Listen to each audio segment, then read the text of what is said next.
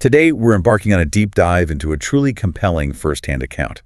A family road trip to a beautiful waterfall that, as you might guess, took an unexpectedly bizarre and deeply unsettling turn. Yeah, this one is something else. It involves synchronized mechanical failures, engines dying, mysterious strangers, and a stretch of road that seemed to operate by its own peculiar rules. What's truly fascinating here is the sheer audacity of the phenomenon described. It's not just a single mechanical failure, which, can happen to any vehicle. Sure, brakes fail sometimes. Exactly. But it's the repetition, the precise localized nature of it, and the almost theatrical introduction of other elements. The silence, the engine issues, these enigmatic figures appearing.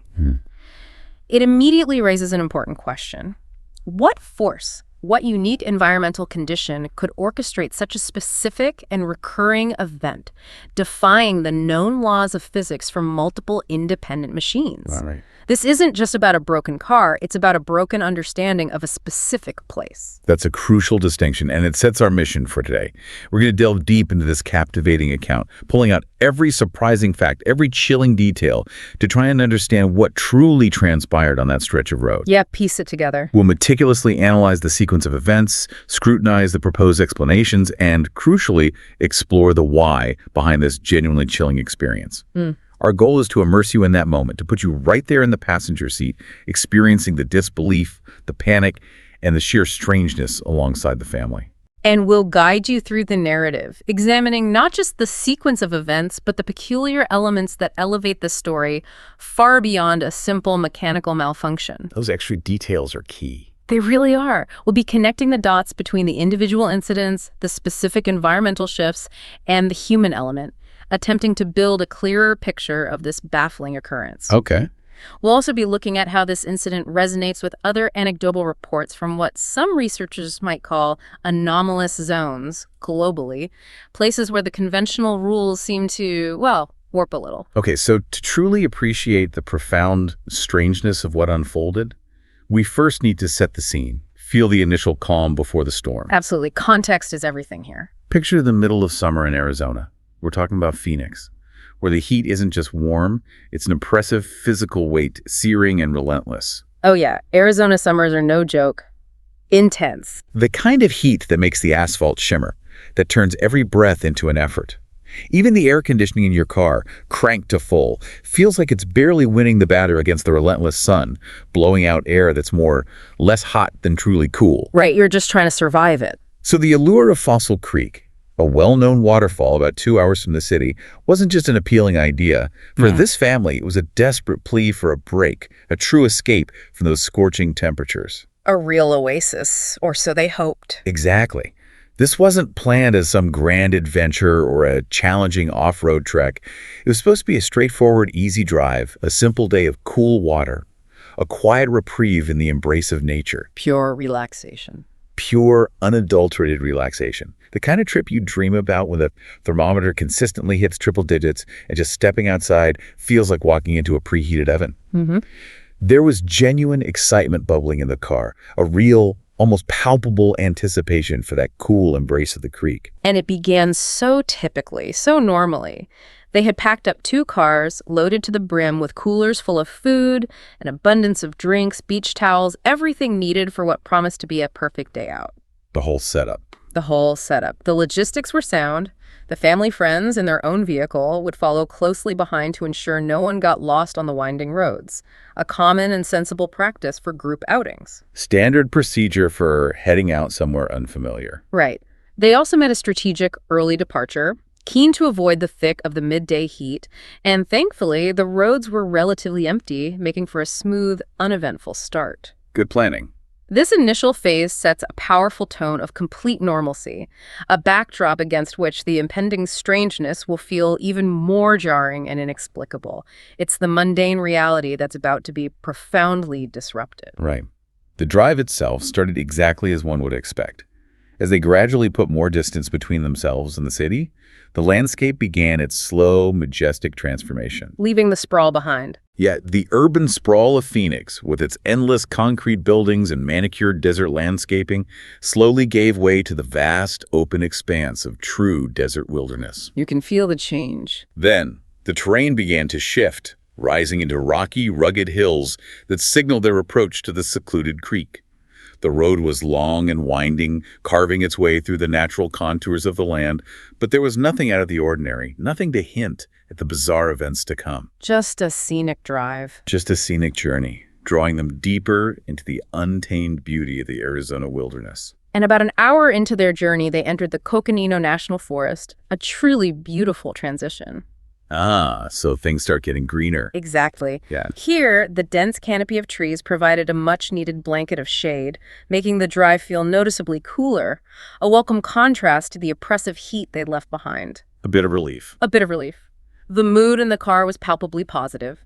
Music was playing softly, the narrator gazing out at the seemingly endless stretches of verdant forest, enjoying the fresh air filtering through the windows. Sounds idyllic. It really does. This initial sense of peace, of natural beauty, this deep immersion in what felt like a perfect ordinary day, only serves to make the impending strangeness even more jarring. It's the calm before a very specific, very localized, and profoundly unnatural storm. Here's where it gets truly unsettling. Things only started to feel profoundly wrong, a distinct shift in the atmosphere, when they got onto the very last stretch of road leading directly down to Fossil Creek. The final approach. This particular section was notorious. A steep downhill drive fraught with sharp, unforgiving turns and absolutely no guardrails, just a sheer drop to one side. Okay, so a bit nerve-wracking anyway. Exactly. Now, to be clear, this wasn't unexpected. They had meticulously checked the route beforehand. They knew exactly what they were getting into, aware it would be a challenging descent.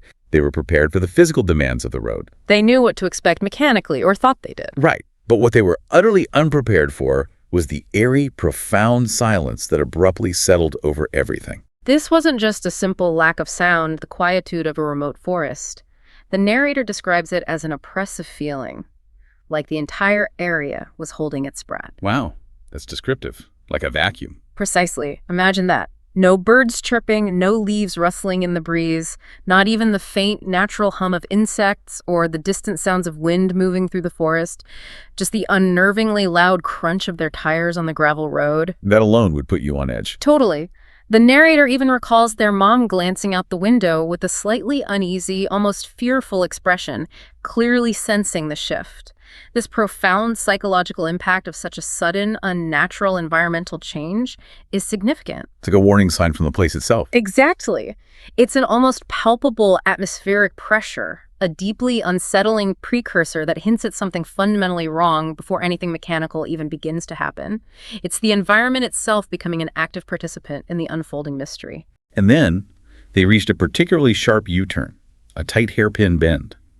The dad, a seasoned driver, carefully slowed their car to navigate the challenging curve. Doing everything right. Doing everything right.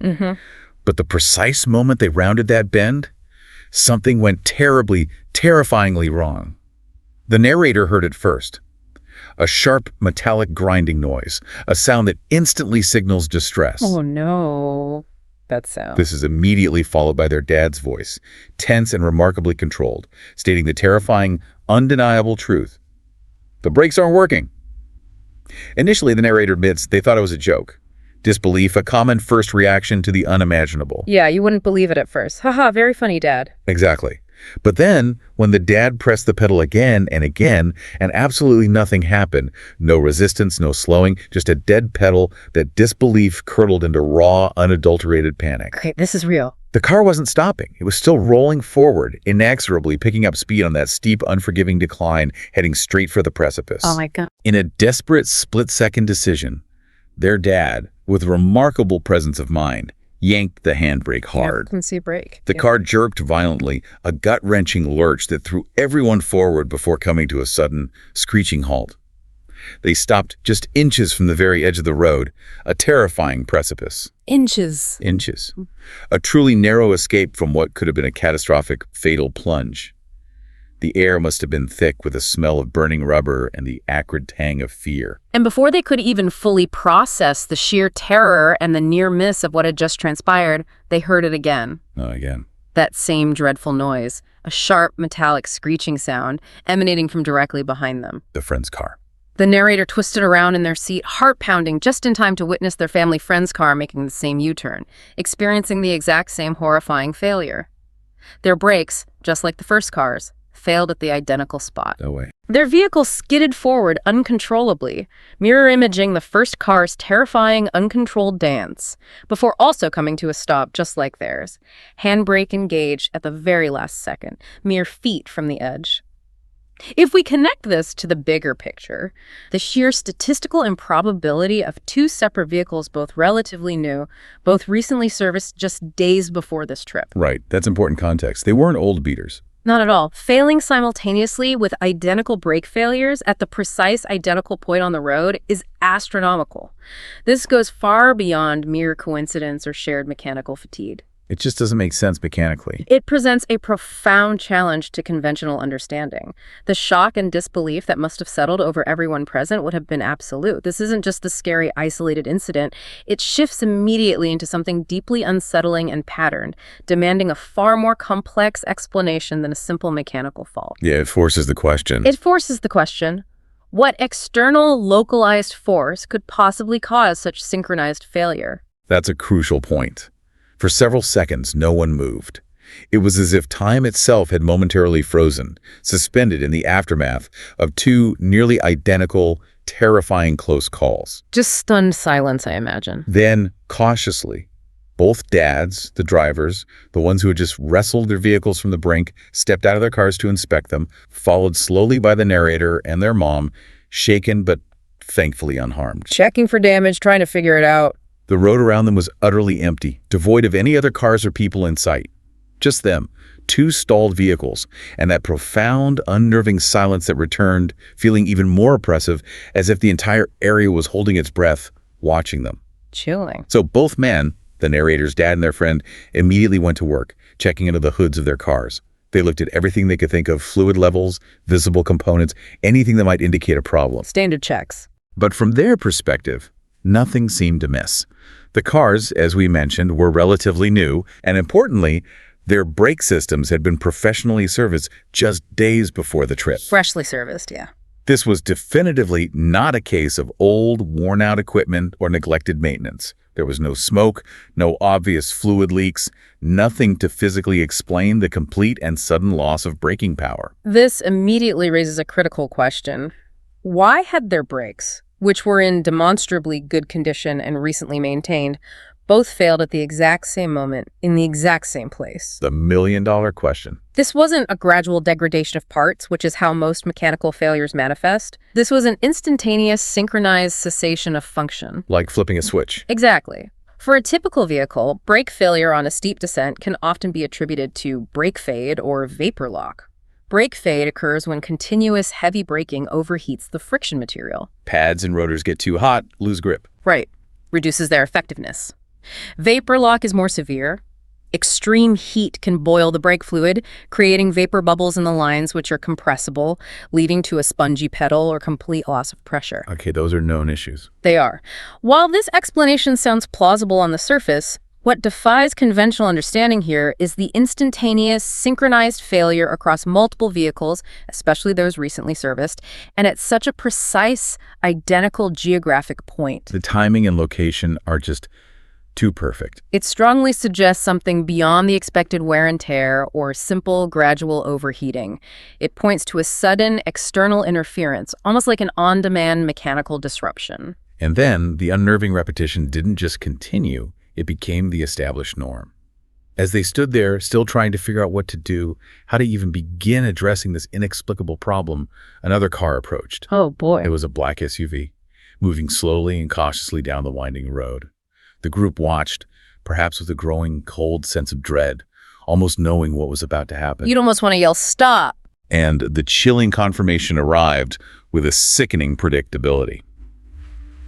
As the SUV reached the turn, the driver applied the brakes, and just like the others, nothing happened. Their car, too, kept rolling, out of control. Unbelievable. Until they, too, had to use the handbrake, skidding to a stop in that precise, harrowing spot, inches from the edge. That was the defining moment when they knew this wasn't just a coincidence, not even a string of unbelievably bad luck for one or two cars. This is a thing. A real thing happening here. Exactly. This was clearly a pattern emerging, a consistent, localized phenomenon tied inextricably to that specific curve in the road. Tied to the place itself. The shift from an isolated incident or even a double anomaly to a developing, observable pattern immediately suggested something far more complex, perhaps even profoundly unexplainable in conventional terms, was at play. Right. It transformed from a mechanical failure into an undeniable environmental anomaly, almost as if that specific stretch of road possessed an unseen active property that disrupted vehicular function. Precisely.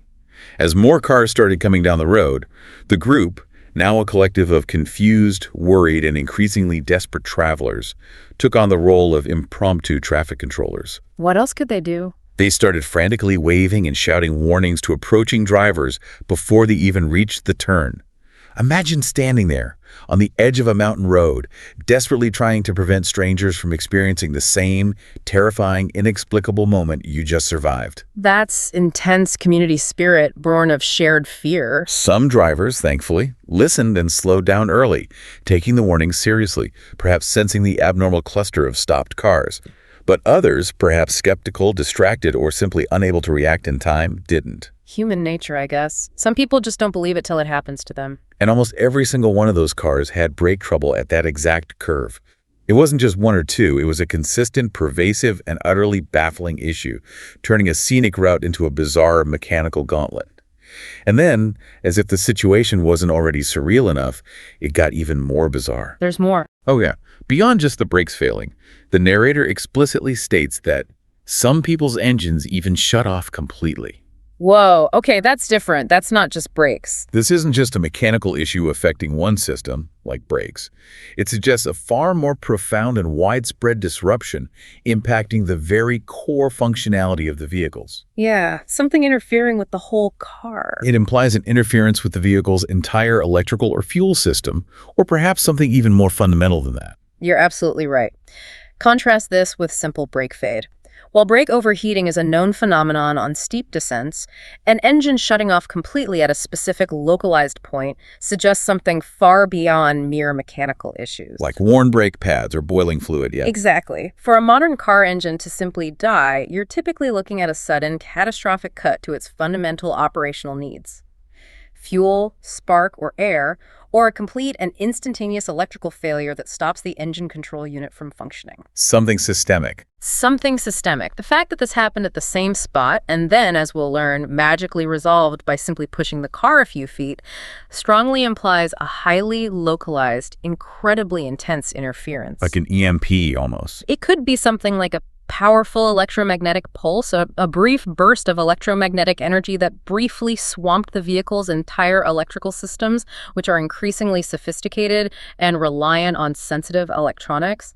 Such a pulse wouldn't just affect brakes, it would impact every electronically controlled system. And no way to call for help. And to top it off, they had no cell service, no way to call for help, and absolutely no one, not even the stranded motorists themselves, could explain why this was happening. They were truly isolated in this inexplicable, escalating situation, facing phenomena that defied their understanding. Then, as if summoned by the escalating crisis, out of nowhere, two men appeared on foot. Ah, the mysterious strangers. They were walking calmly toward the stranded group from the direction of the waterfall, seemingly unperturbed by the growing chaos on the road. They looked like hikers. Dusty clothes, worn backpacks slung over their shoulders, perhaps carrying walking sticks. Just regular hikers. Nothing outwardly unusual about their appearance, at least at first glance, but their timing was certainly convenient. What's truly fascinating here and deeply unsettling is their demeanor. They weren't surprised by the scene of multiple cars with failing brakes, the bewildered drivers, the palpable tension. We weren't like, whoa, what's going on here? Not at all. If anything, they looked remarkably calm, almost as if they had been expecting this exact scenario, this exact gathering of stranded motorists. This unnerving implication of their apparent foreknowledge immediately adds another thick layer to the mystery. Were they just locals who knew about this? That's the question. Were they merely locals intimately familiar with this strange, recurring phenomenon? Or were they something more, perhaps guardians of this peculiar spot, observers, or even, unsettlingly, somehow connected to the phenomenon itself?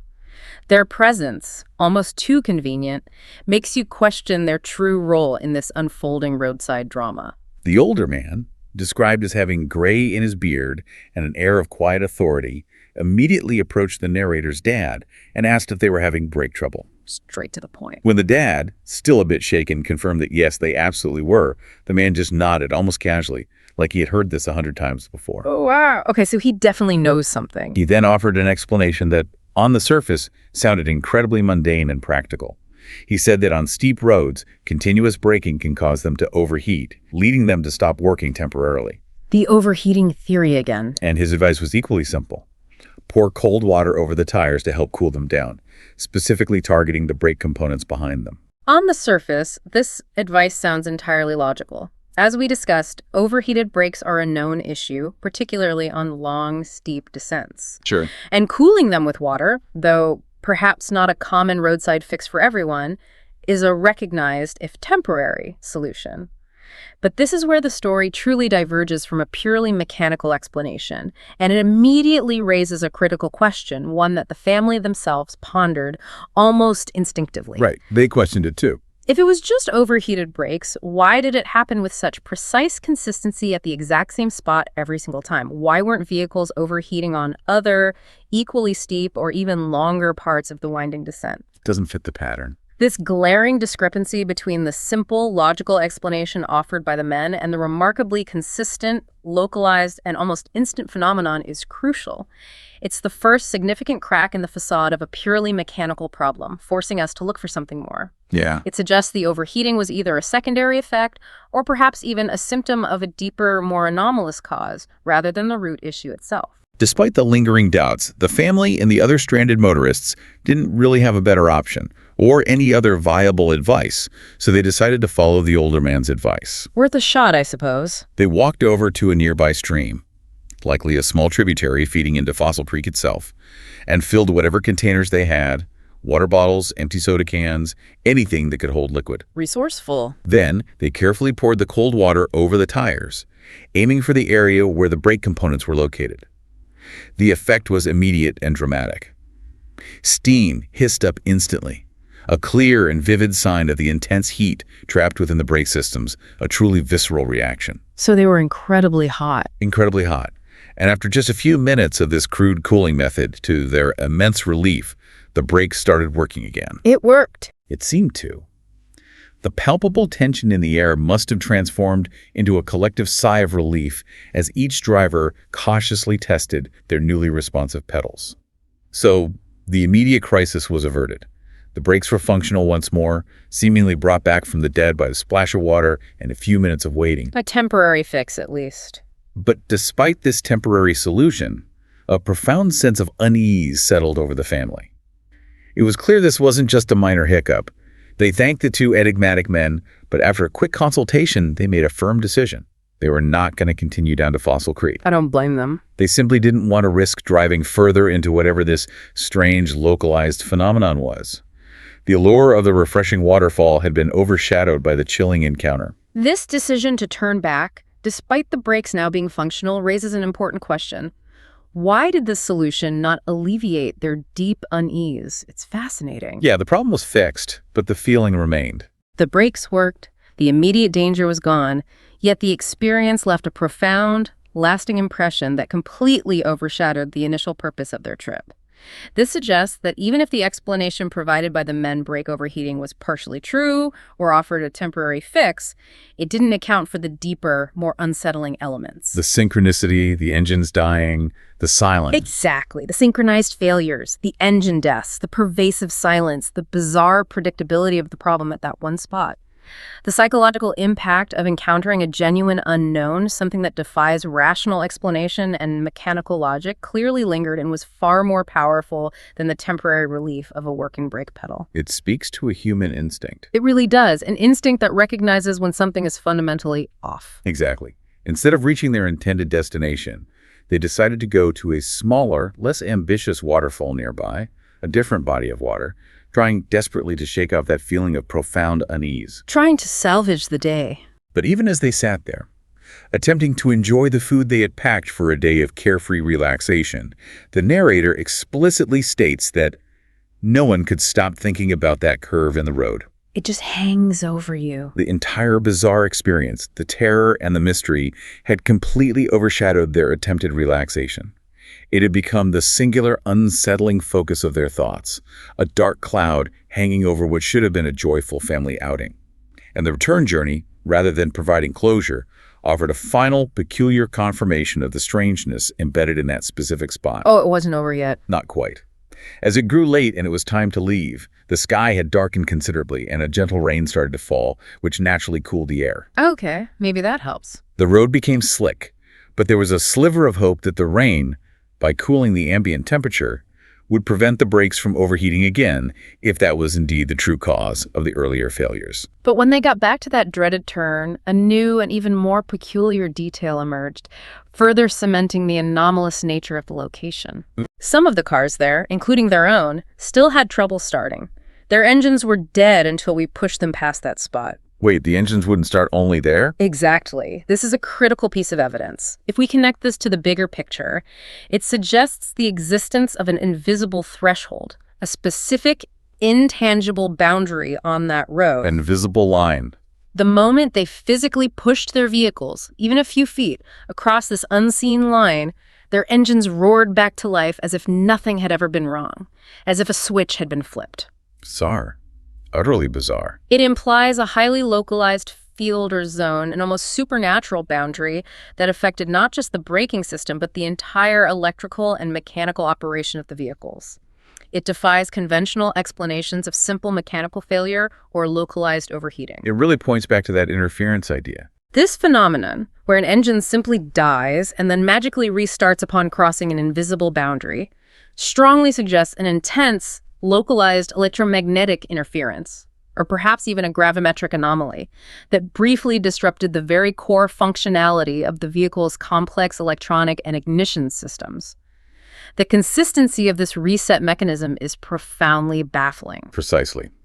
The narrator described it chillingly, a vivid and unforgettable impression. Yeah. It was like that part of the road had its own rules, its own grip over anything that passed through it. A place operating outside the norm? It was a place where the normal laws of physics seemed to bend or perhaps simply ceased to apply for a fleeting moment, creating a localized pocket of bizarre reality. Wow.